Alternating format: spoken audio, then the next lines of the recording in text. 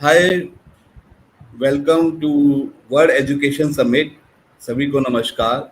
We are on the first day of World Education Summit Higher Education on 22nd September.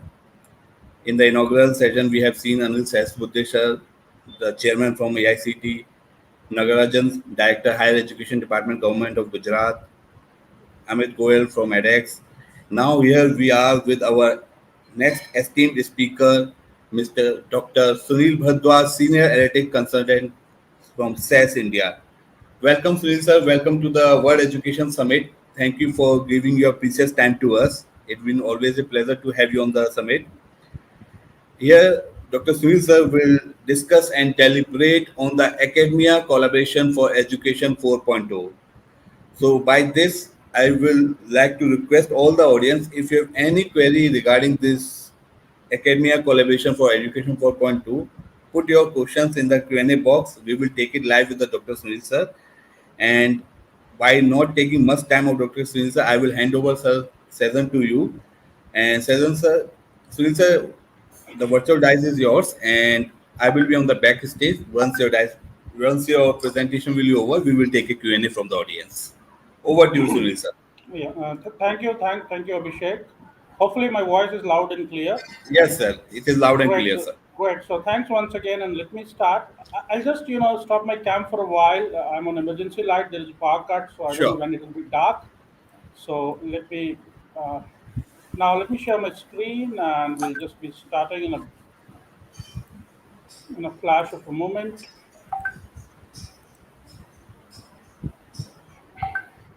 Well, welcome everybody, and thanks for Elets to have this World Education Summit. Uh, so let's begin. My agenda would be pretty crisp here. I'm going to just talk a little bit about the education systems.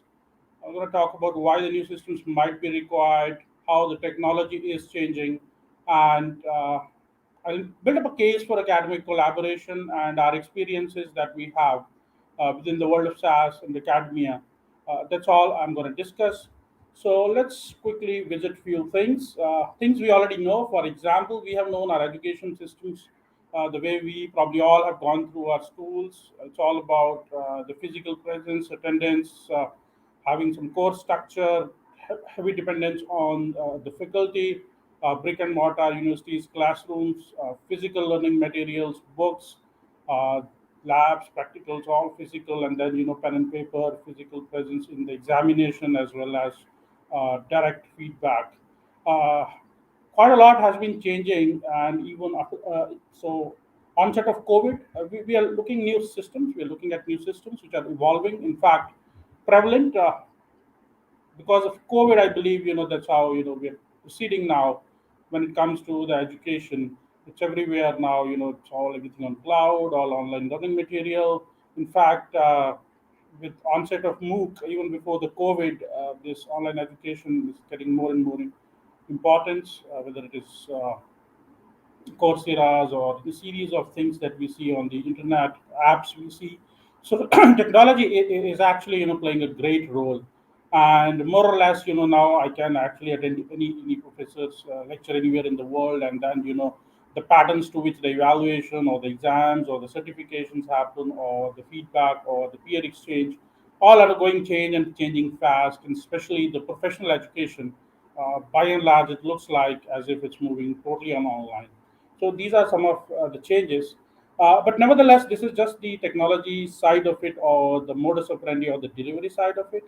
We would also would be seeing, and if enough literature review exists, if we were to see, whether it is the Western world or the European world, especially a lot of critical studies, uh, China, India, they have been, talking about and questioning about the traditional education systems. It looks like more process industry oriented and churning out graduate. So I always say that there is always a difference between a graduate, a qualified person, an educated person, and a person with a wisdom.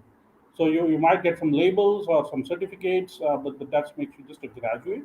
Are you qualified? Are you educated enough? Or you have developed enough wisdom to contribute to the society in a meaningful way? Now, these are some of the questions, and we have our national education policy. A lot of changes have already been talked about.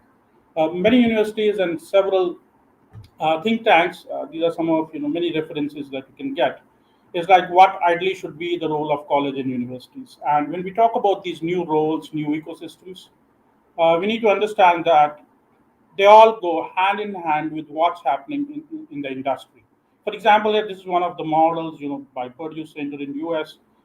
Again, it's logically very, very simple enough. It says college and university should be the hotbed for innovation. It should invite, either from the alumni or through other means, venture investors and angel networks. Ultimate goal of the college is to create a skilled talent pool and, if possible, have incubation centers which can give rise to startup firms, and the whole ecosystem actually builds a strong nation. Now these are some of the thought points that actually are just a discussion. In fact, these things have been in discussion for long, but then more important seems to be these days, especially when we're talking about the new industrial revolution. So with this background and the thought process, there arises a need for new system, and one of the key things that we need to understand that every time an industrial revolution happens, for example, let's say 18th century was first industrial revolution. There we talked about steam power and machines coming in and everything. Likewise, we see the outfall of that was that lot of engineering courses, training courses, vocational training courses. The way the education was perceived, it kind of changed. Similarly, when electricity, electronics came, we saw a lot of influx of courses based on the technology of that point of time, and sidelines, the management education also evolved. So industry seems to change the shape of the society, wherein the education sector itself can't be left alone. And obviously, just to speed up the whole process and to bring benefits to all the portions of the society, any industrial revolution is also accompanied by revolution in education, if I may say so. So we saw how in the third industrial revolution, which is IT and computers, led to proliferation of IT related courses, computer related courses. We saw several colleges, universities, institutes mushrooming, and now we're sitting at fourth industrial revolution as announced in 2016 Davos. And we're talking about things like 5G, big data, cloud, IoT, machine learning, artificial intelligence, and everything. And likewise, it's obvious that the education would also get affected by that. And that's the whole context. And within this context, I would like to share how the academy and the industry can come together from our experiences. When I say our experiences, it's all about what primarily we have done at SAS. Well, so first we all understand that the fourth industrial revolution, obviously, as always, would derive what we are labeling as education 4.0.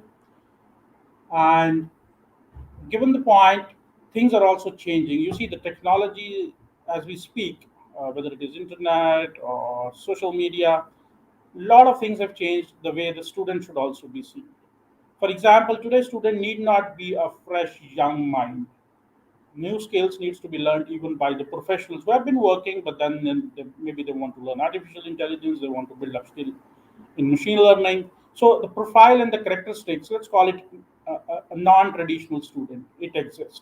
These guys, maybe most of them are employed, maybe they're simply looking for part-time, weekend-based courses with all the flexibility of attending the class at their own time and place.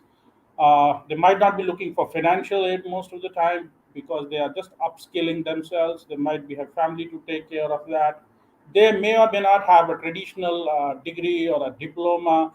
They might have a minimum of, let's say, some graduation, and they might not be postgraduates, PhD. So there is a whole variety out there, and a big market wherein I should say a market for upskilling and education. So, given this kind of a context, and we have a lot of non-traditional student demand, which we can make it out by looking at how we are managing the supply. So, we saw lots and lots of academies, private, call them educational institutes or coaching, or any name you want to give, training institutes, for example. The numbers have gone up, especially in the area of which relates with the fourth industrial revolution. So, you just Google it out. You want to do a big data course, there are tremendous options. You want to do a machine learning course, tremendous option. Government, non-government, and then all the private institutes. So I think the market has already sensed out the demand, and then they're in their own way, everybody is trying to cater to such a demand. Having said that, again, we also saw that in the traditional system where we might have some rigid process-centric linear learning path, so you could do course one and then course B or course C in a linear fashion. Today's requirement might altogether be different, wherein we might want to have a combination of different types of courses with crisscrossing and non-linear paths, and students need choices. They want to pick up the bundle of courses they want to do and they want to attain based on their requirements, maybe at the job or maybe the kind of learning they want to attain. Well, so things are changing quite a lot. That's the bottom line, and we would see more and more of such changes peeping in at a faster pace. So if I were to look at, having gone through the discussions with the people around and, a lot of university contacts we have, and then, literature suggests that obviously, the university of the future, in the immediate future, obviously, some things are already there, but some things might be, a more student-centric approach, interconnectivity, and then obviously, options for students to actually, strive for a better world. uh, Education in the formats, for example, students would need and would require, and probably they're asking for customizations to their electives, courses. They want to be like adapting to the market pretty much. Everything they do, there should be a demand in the market. So it's quite common to find that students these days they simply pick up the course which they believe has demand in the market, and they just want to be relevant. And obviously, things like COVID or maybe otherwise as well, anytime, anywhere education that would be there. And obviously, at the university level, it's not only the degrees that might work out. There are a lot of combinations needs to come out in terms of certifications, diplomas, shorter qualifications. And given that a lot of things are changing, uh, quality career advice is what we might have to provide very rigorously at the university level. And the whole ecosystem should actually be a cradle for innovation, collaboration, incubation, and entrepreneurship. Already, India has seen influx of entrepreneurial talent throughout the country. In fact, the number of startups that we see are rising. But again, when we say we have to compete, let's say US or China, that number needs to go up, and universities can play a crucial role over there. And as always, it's time for big data analytics, AI driven skills. That's what the fourth industrial revolution is looking for. And that can only happen when we have market oriented and technology enabled courses. Well, so these are some of the things probably we know in one way or the other. And a lot of things the technology is changing. Needless to say, whether we look at big data, machine learning, AI, the job market, their impact, or their future, lots and lots and lots of articles, lots and lots of surveys that they're indicating all in one direction that these are the technologies of the future, and they're trending really, really well. So, having said that, obviously, onset of social media is going to impact deep impact on the education, whether it is social networking or bookmarking or anything like photo sharing, video sharing, blog, all will part, and they would be widely used as if they were integral part of education for many years. And we won't even realize that how, let's say, a Facebook or YouTube has entered into a way of teaching the students. So a lot of these things are anticipated, and many more things will evolve. And God knows like what kind of terms will come up. We already are talking about flipped learning, smart learning, hybrid learning, social learning, emotional, and so on and so forth. And it's encompassing everything, whether it's higher education, professional education, part-time, vocational, everywhere. These terminologies are popping up, and we have to keep abreast with all of it.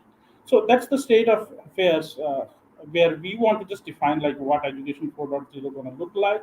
It's a mix of everything in the sense whether it is technology, whether it is new teaching methods or learning methods, whether it's a new kind of students evolving, there are different kinds of requirements as opposed to maybe what was there 10 or 20 years ago. Things are changing quite fast.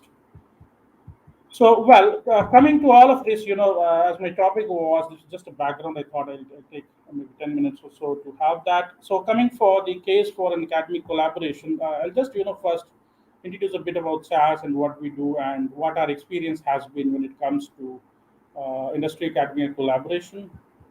Well, so just to give you quick facts, SAS is one of the oldest company in the analytics. In fact, it is one of the first companies to have software in the area of statistics, data analytics, machine learning.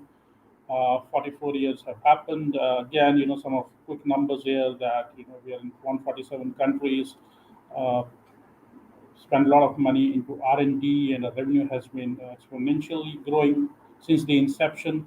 So some quick facts, and the main part is the guy who actually started the company, he himself is more like an academician, a PhD from North Carolina University, and he, along with certain other faculty members, was the one who conceptualized and ideated, and that's how the company was formed. And since the guy belongs to education, so he has again a lot of efforts going in that regard. That how industry and academia can come closer. So a lot of initiatives that has been taken by him in the North Carolina University, and of course, now the whole thing has spread across the world. So given that, the culture of collaborating with academia is ingrained in the culture of SAS. So from there, we want to talk about. So right now we are collaborating with more than 3,000 universities or institutes across 56 countries. Obviously, there is the whole length and breadth of 44 years of existence and lot big customer base, 83K installations worldwide, and that actually leads to a whole network of customers, education, and SaaS going together. Now, when it comes to AI and the latest technology, we have just spent $1 billion. Not only that, as being a product company, we're doing it in terms of computer vision, natural language, and machine learning or deep learning related products. We take care of education as well. So we have created curriculums in all the areas which we deem as part of AI. We are running certification programs for not only the industry professionals or data scientists, we are running them for lot of academic institutes and universities as well. And we also support uh, creating analytics of centers of excellence within the university campuses. And along with that, we provide a lot of resource, whether it is helping university faculties in the area of research or student related activities. We need a lot of activities in those areas, and we provide the whole gamut of tools, starting from managing data to visualization and going through machine learning, computer vision, NLP, forecasting, and then how to deploy and how to derive the value of analytics. We have proven examples. For example, we have been sitting with university. The tool is being used over there. I'm going to share some experiences and some success stories. But typically, using with SAS, you can actually figure out what kind of students you want to have for what kind of courses. It could be done through predictive modeling and many analytical technique.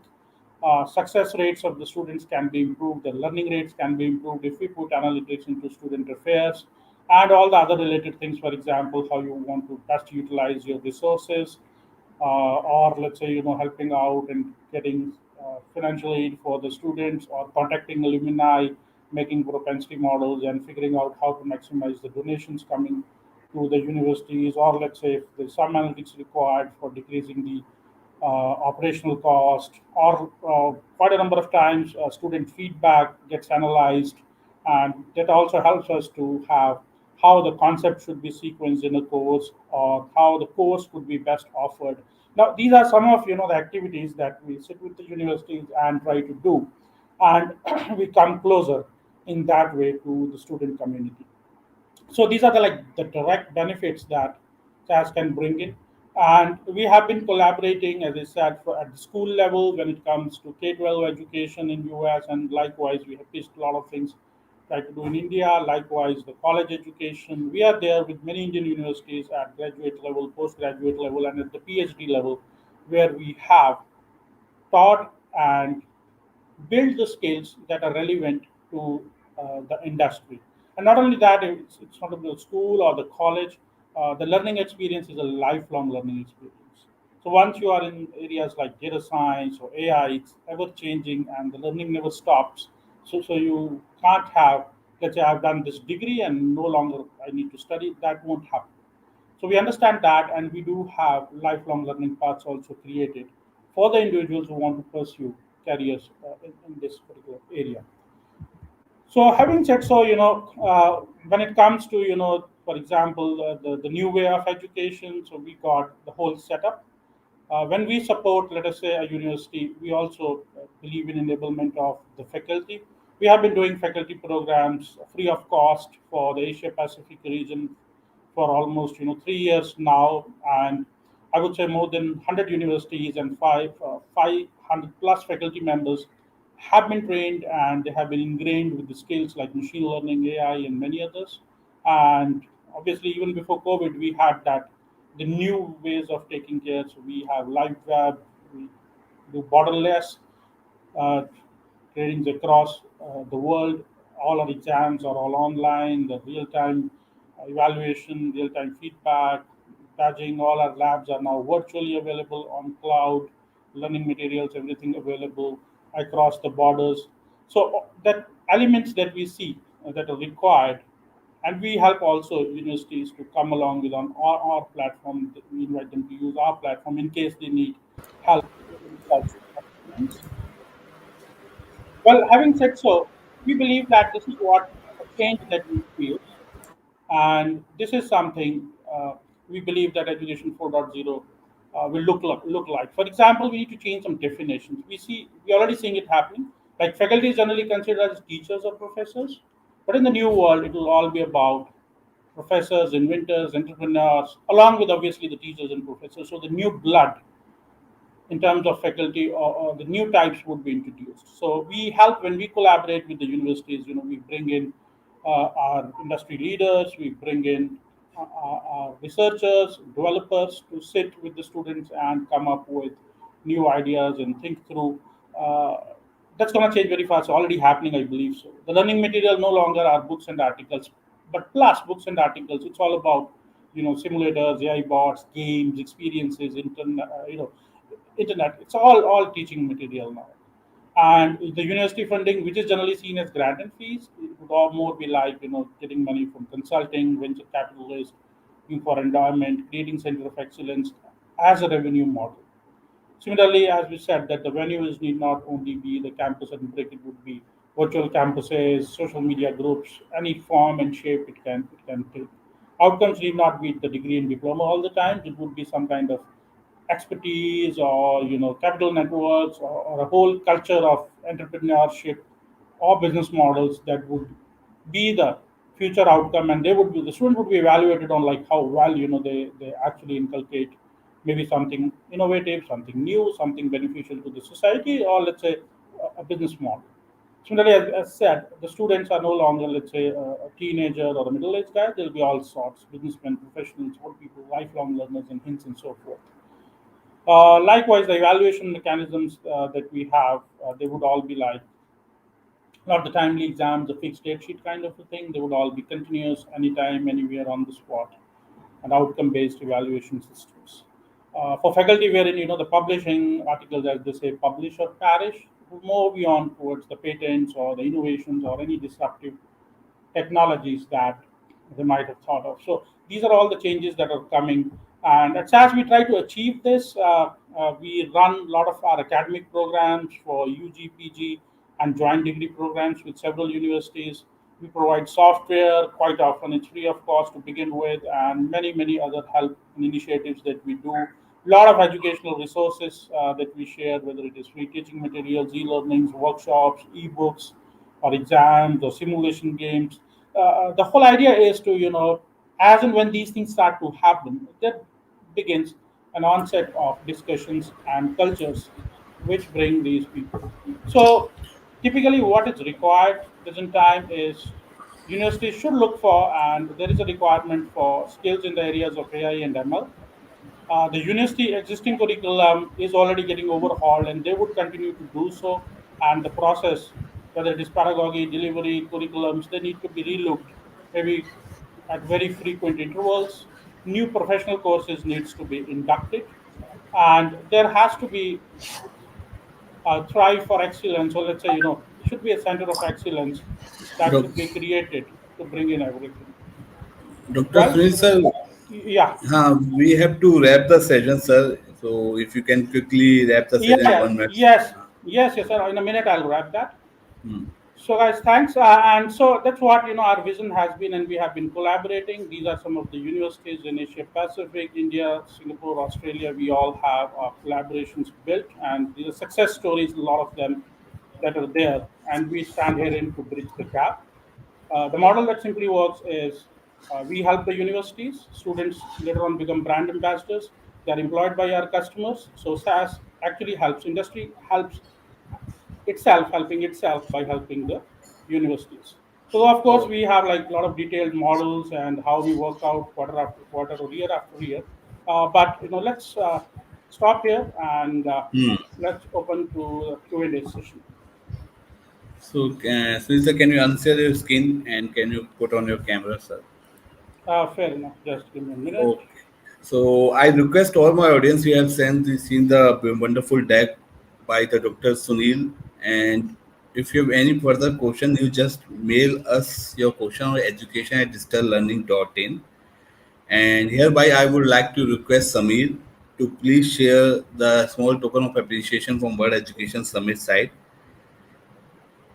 And Samir, this is the speaker certificate is presented to Dr. Sunil Bhardwaj, Senior Analytics Consultant, SAS India. Thank you, Dr. Sunil sir. Thank you very much for giving your precious time to us. And it always be pleasure for us to have you on the World Education Summit.